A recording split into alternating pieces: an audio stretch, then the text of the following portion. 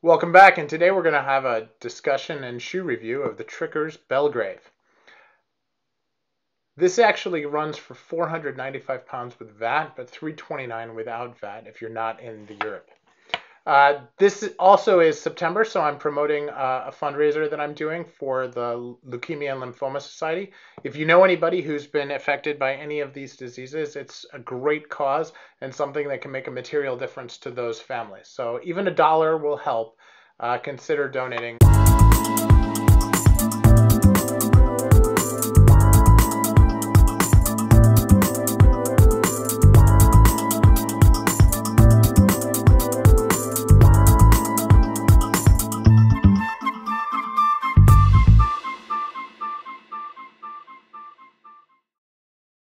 Hey, before we get started, I just wanted to point out that I've organized all my videos into playlists on my channel. So if you're looking for more videos around a specific topic, especially topics like this with general shoe knowledge, you can find all of the videos in one place so that you're able to easily access everything that's out there. Thanks much. Welcome. Today we're going to talk a little bit about Trickers. Now, Trickers makes is best known for making really good country brogues. Usually with grain leather, usually with something kind of rough and tumble, and it has a look that's just really designed to be on the upper crust of casual. And what I'm doing though is I'm looking at a pair of shoes that is not a country shoe; it's a city shoe, and that is the Adelaide by Trickers, called the Belgrave. Now this is a traditional dress shoe. Smooth leather. I went for a very light brown. And what I like about this is that this helps me really uncover some neat things about the brand. As I look at workmanship, really craftsmanship, what are some of the hand things that they do? What are some of the over and above things that they do compared to like a Barker or a Grenson? And what are some of the things that I really like, and what are some of the things that I don't. Now, if you look at my experience with the brand, I only have 2 pairs of shoes in my arsenal today. A pair of Trickers Robert, which is a pair of Plaintiff Bluchers, and then these. So, now I've really spent some time looking and really kind of evaluating the market. And I love the Adelaide. I have a number of them in my collection.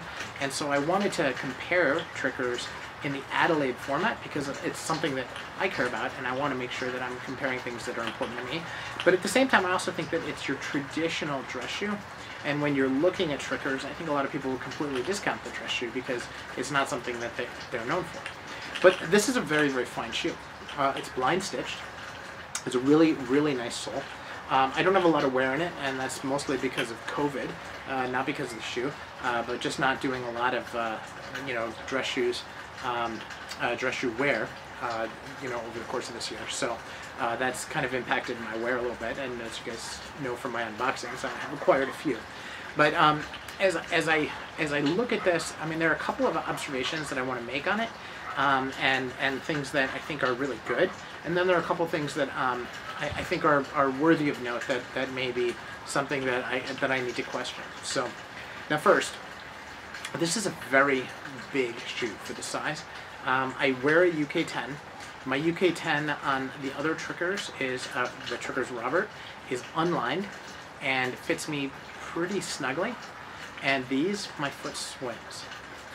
That's right, a Derby is pretty tight, and the Oxford, my foot swims. So that's kind of interesting, right? A little bit different. As we look at the overall construction, I mean, the lining is absolutely first rate. They do a great job with this.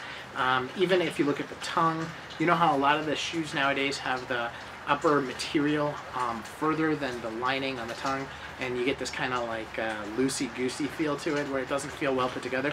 These don't do that. This is more like a 1997 Alden, where everything is just really put together first rate. The lining is super soft. Yet thick enough where it feels substantial, thin enough so it feels elegant. Overall, the shoe itself, just really well put together. The cap toe, designed well. The heel caps, executed well. No seam along the entire thing, just a little one at the bottom. The heels themselves, this is a 270-degree welt. but not super slim, so it gives you that substantial feel. Not a slim waist, but a beautiful sole. Very, very, very slight, almost no bevel. A thick sole, almost what I would consider to be double sole. Although no, it is a double sole. As I look at it, I can see the midsole. So very, very, very fine.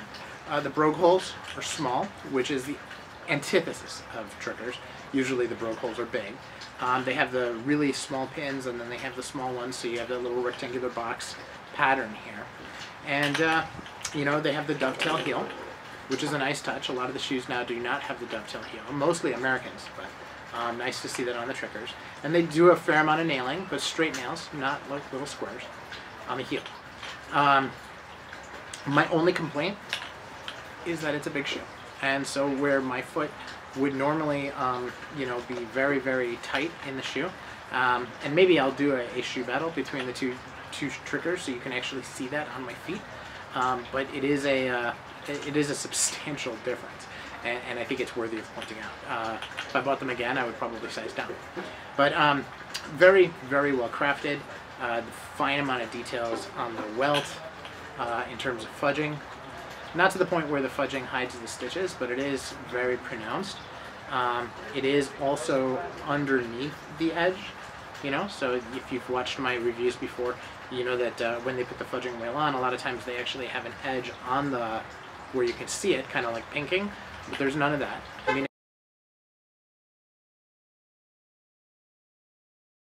it's a beautifully executed Goodyear welted shoe. You know, I think these were 329 pounds without VAT.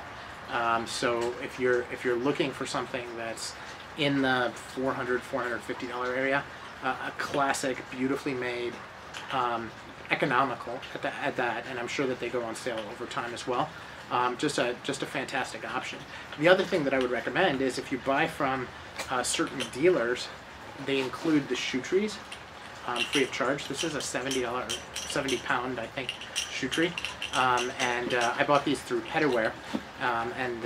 With Petaware, if you buy a Trickers and you're part of the Trickers Club, and I bought my first pair through them and I'm automatically enrolled, then you get shoe trees free when you buy other Trickers, and you get 10% off of retail.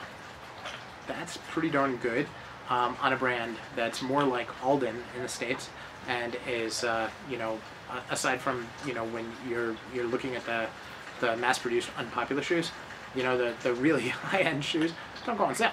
So again, something really interesting to see. When I'm looking at shoes, and you guys know I look at a lot of shoes, one of the things that's really interesting is symmetry.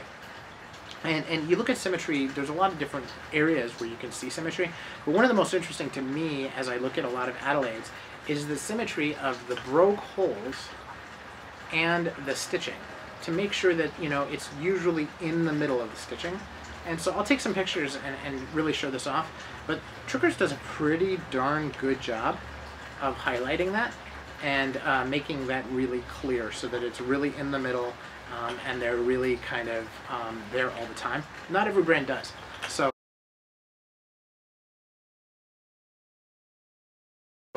you know, for really a basic shoe price, they do just a fantastic job in terms of quality and execution. So now, are they worth the price?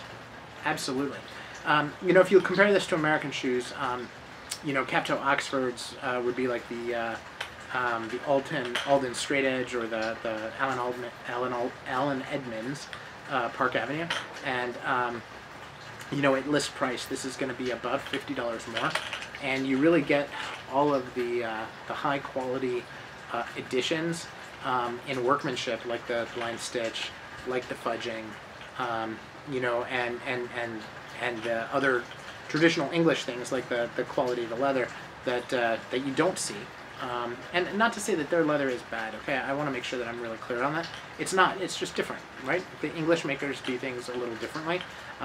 Personally, I like to have both, but I know not everybody does. So, again, a very high quality product for a very good price. So, thank you for watching.